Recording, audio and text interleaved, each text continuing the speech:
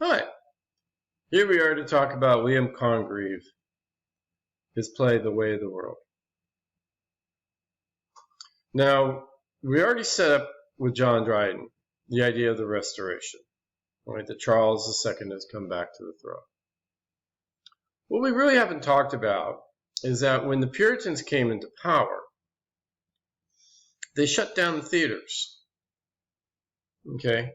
Puritans shut down the theaters because they thought that theaters were a site of immorality, whether it was because of messages within the play or just a whole culture around acting and the theater in general. Okay, they thought it was immoral. Of course, nowadays we have Hollywood as a beacon of moral behavior, so we don't have to worry about that anymore,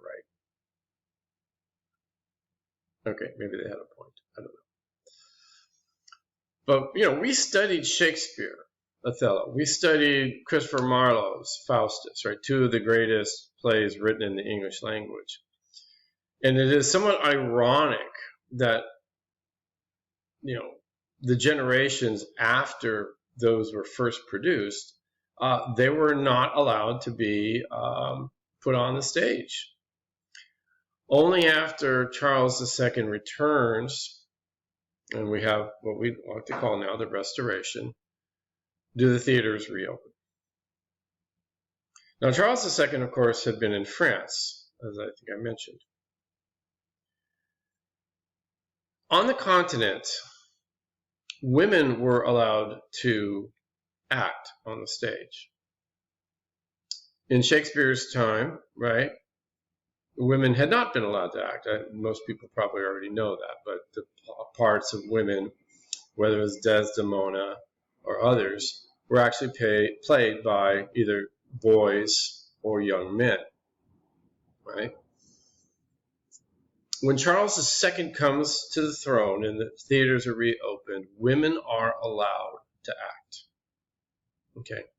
So when we look at the cast here in The Way of the World, characters like Millamant and Lady Wishfort, Mrs. Marwood, would indeed have been played by female actresses, right? That they would not have been men. Like Dryden, Congreve's plays focus on satire, right? And in fact, Restoration comedy in general, once you've read one, in some ways you've read them all. Good thing we're reading The Way of the World because it's probably the best of them all. But they're all sort of satires. And they're satires on the morals and ways that people live, especially the upper class. Because, first of all, one, they don't have jobs. All they have is time to sit around and go play cards in chocolate houses and, get into trouble, right? Plus, it's not a large number of people in the upper class, right? So it's always nice to make fun of somebody who is, small in numbers. It doesn't hurt your gait, right? You sell lots of tickets to the working class people to look at the follies of the people above them in society, right? That's always fun. But it is important also to note, right, that this satire works, of course, on a lot of different levels. Okay?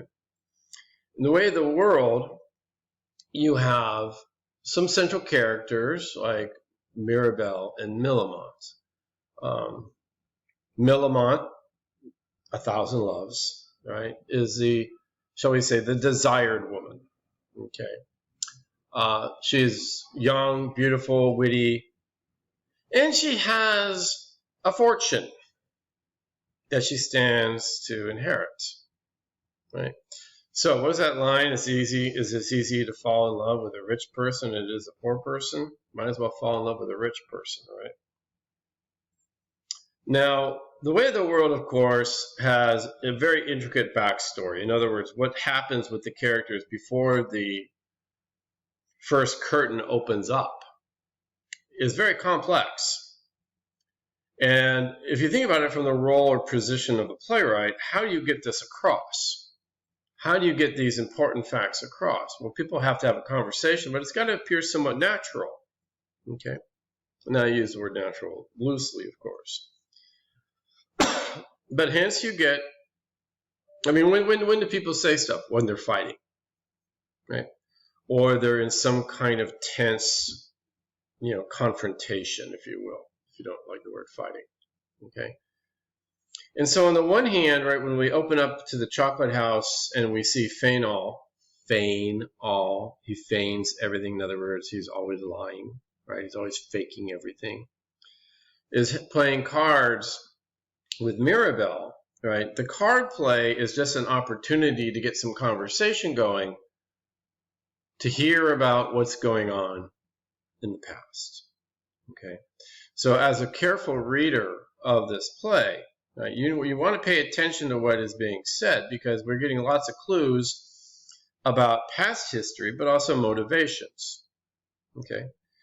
So Mirabelle loves Millamant, but Millamant needs Lady Wishfort's approval of her marriage. If not, she stands to lose half his fortune. And Mirabelle, while his love is sincere, wants the money too. He's nobody's fool, right? Anyway, wonderful characters in this play, right? Look at their names. Like the servant Waitwell. He waits well. He's good at waiting. Foible makes mistakes. Lady Wishfort. Are you kidding? Say that name a little more slowly. Lady Wishfort. Right? She's the classic, how should I put this? Sexually frustrated older woman. Think the wife of Bath. Only with Lady Wishfort, right? She has pretensions to being young, even though she's not. She's probably about 50. How old is that? Oh my gosh, right? Older women are not supposed to be sexual, right? Talk to Hamlet about that. Yet she is, right? That's a comedy type, right? That was a standard comedy figure. You have Witwoud, a guy who would be witty. So wit, by the way, is something that is important in this play. Wit, right? This wordplay, this verbal wordplay that goes back and forth between a number of the characters, but a lot of it is about combinations or drawing together likenesses between two things that are not ostensibly very much alike at all. Okay. Petulant, always angry, right? Mrs. Marwood, she would mar things. She wants to mess things up. She's always trying to cause trouble, right? So these names are practically a prefiguring of Charles Dickens, right? I mean, you got all these great names that really are, very silly, but they're indicative of the character types. So Congreve is playing with types, right? Not in a way that's all that different from, the TV sitcom. Now, I know this is getting a little bit into the past, but, thanks to Nick at Night and other kind of channels, you may have seen older sitcom shows. Three's Company, they have the character where the landlord's wife is always complaining that she's not getting enough sex from the landlord, right? That's the same kind of character as Lady Wishfort, right? And as we see in, traditional sitcoms on TV, there's a sense that you have these character types, and every episode you're just put in a different situation, right? Situation comedy, right? And they just roll around, and there's really very little change in the characters over time, right? Typically, anyway. Sometimes some of the shows would break out of that. You have the country bumpkin, right? So willful Witwoud. He's willful, meaning, kind of very strong of emotion, right? Wants his way. And he's kind of the country bumpkin type, not very sophisticated. But at the same token, as often happens with the country bumpkin type, they are seen in some ways as much more honest and direct and trustworthy than the corrupt city types, right? That sort of thing. And so Congreve gets these characters together and mixes them up around a couple of these relationship issues. Lady Wishfort wants to get married again. Millamant's an interesting character. She's in love with Mirabelle. Mirabelle's in love with Millamant. But Millamant's not crazy to get married anytime soon. Why? Because she will lose all her power. Right? As we all know, I think by this time, right, women did not have a lot of agency. Right? They did not have a lot of power. And as long as she was single, right, she basically ran her own life the way that she wanted to run it. If she gets married, her husband, controls the money, runs her life. She is legally, right, in legal terms, not really a full adult. Okay, I mean, forget about the voting rights thing. I mean, she doesn't even have the right to her own money, so forth and so on. Which is one of the reasons why, for this week, one of the questions in the discussion thread is about what I call the negotiation scene in Act 4, where Mirabelle and Millamant talk about what they expect in their marriage, should they get married, right? It's a little different than what you might think. One of the more interesting characters to me is Mrs. Fainall. And it's really important that you pay close attention to Mrs. Fainall and who she is, what her backstory is. She is, of course, married to Fainall. She doesn't like him, doesn't love him.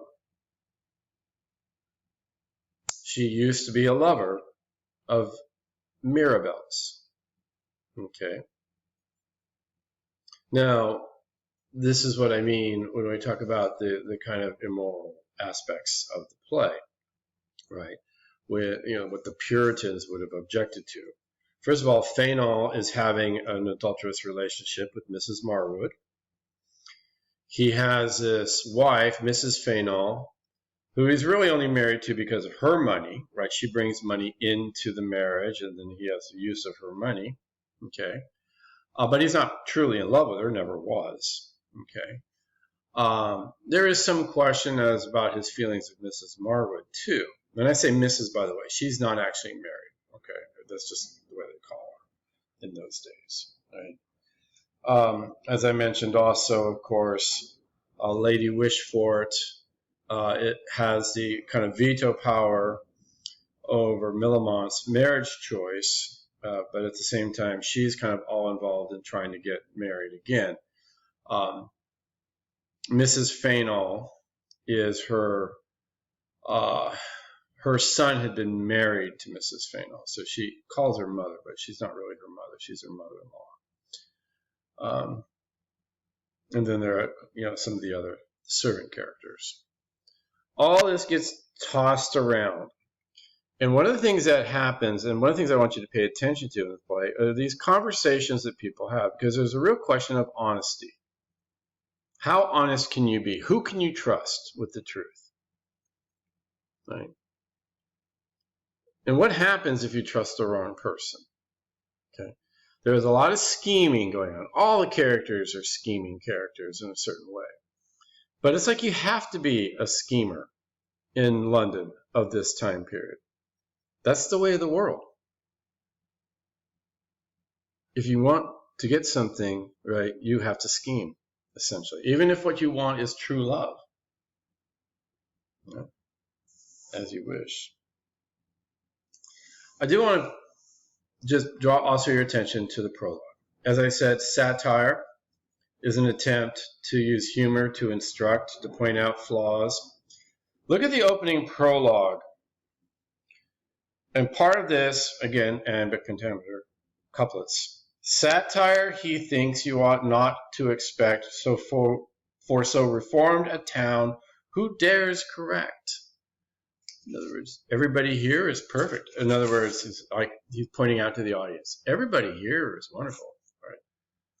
Should be, by chance, a knave or fool exposed, that hurts none here. Sure, here are none of those. Here being in the audience.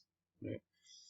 So don't get upset if you see something being made fun of, because it's not you. You wouldn't be like that. Right?